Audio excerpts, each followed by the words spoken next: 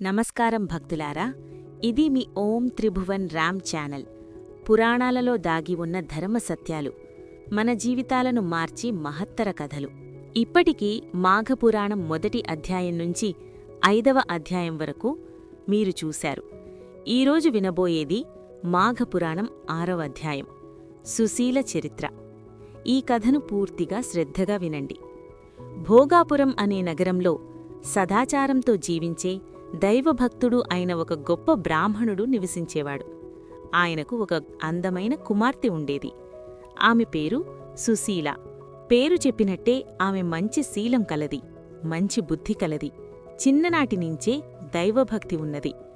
ఎప్పుడూ ఏదో ఒక వ్రతం చేస్తూ పురాణ పఠనంలో మనస్సు పెట్టి కాలాన్ని గడుపుతూ ఉండేది. యుక్త వయస్సుకు వచ్చినప్పుడు పౌర్ణమి చంద్రుడిలా మెరిగిపోతూ ఉండే ముఖంతో అందంగా వెలిగిపోతూ ఉండేది. ఆమె గుణాలను తెలుసుకున్న మృగశృంగ మహర్షి సుశీలను వివాహం చేసుకోవాలని మనస్సులో నిర్ణయించుకున్నాడు. ఒకరోజు సుశీల తన 2 స్నేహితురాళ్లతో కలిసి కావేరీ నదిలో స్నానం చేయడానికి బయల్దేరింది. అదే సమయంలో అడవిలోనుంచి ఒక భారీ ఏనుగు భయంకరంగా ఘీంకారం చేస్తూ వచ్చింది.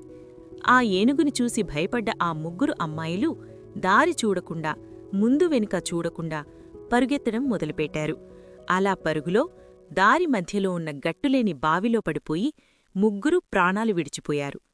ఈ విషయం తెలిసిన వారి తల్లిదండ్రులు వచ్చి చూసేసరికి ఆ 3 చనిపోయి ఉండడం చూశారు. ఈ వార్త మృగశృంగునికి తెలిసింది. అతడు వెంటనే అక్కడికి వచ్చాడు.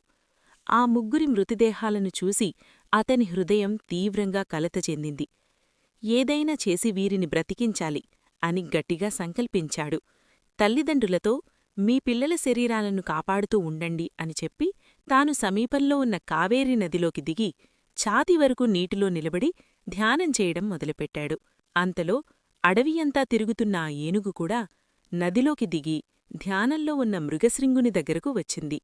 అయినా మృగశృంగుడు కదల్లేదు, భయపడ్లేదు, ధ్యానం ఆపలేదు. ఆ ఏనుగు అతని ఎదురుగా నిలబడి కొంతసేపు దీక్షగా చూస్తూ ఉండింది. తర్వాత తన తొండంతో మృగశృంగుణ్ణి పట్టుకుని తన వీపుమీద ఎక్కించుకుంది. అయినా ఆ బ్రాహ్మణ కుమారుడు భయపడ్లేదు. ఇది శుభసూచకమే అని తన మనస్సులో తలచుకున్నాడు. అతడు నదీజలాన్ని మంత్రించి ఏనుగుపై చల్లి తన 2 చేతులతో దాని తలపై ఆశీర్వదించాడు.